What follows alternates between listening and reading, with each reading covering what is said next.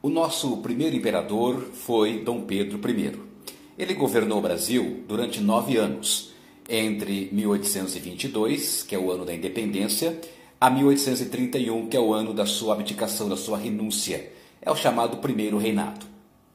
Dentro do primeiro reinado, nós temos algo bastante importante que a galera que estuda para os vestibulares precisa atentar, que é a Constituição outorgada de 1824. Sim, uma Constituição imposta pelo próprio imperador Dom Pedro I. E nessa Constituição, nossa primeira Constituição, de país independente, tem 3 características fundamentais que você precisa atentar. Primeiro, o chamado voto censitário.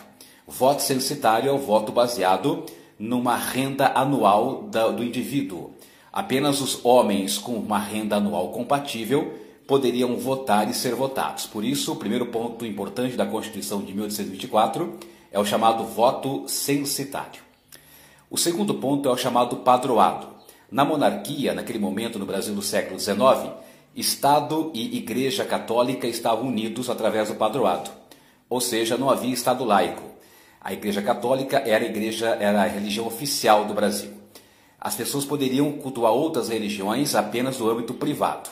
Publicamente apenas o catolicismo.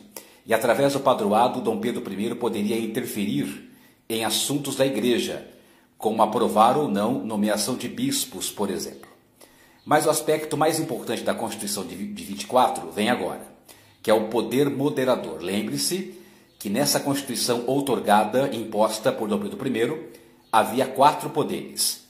O poder executivo, que era o imperador e seus ministros, o poder legislativo, que era a Câmara e o Senado, e o poder judiciário, que eram os tribunais. E o quarto poder, o chamado poder moderador. Muito, muito importante, cai muito em provas, em vestibulares. O poder moderador era um poder exclusivo do imperador, dando a ele uma chave absolutista, concentrando o poder em suas mãos, porque através do poder moderador, o imperador poderia interferir nos outros 3 poderes, quando achasse necessário, quando achasse conveniente. Tá certo? Então, guarde bem essas 3 marcas da Constituição Imperial de 1824 para suas provas. 1. Voto censitário. 2. O padroado, a ligação Estado-Igreja. E 3. O importantíssimo poder moderador. Ok? Abraços pedagógicos.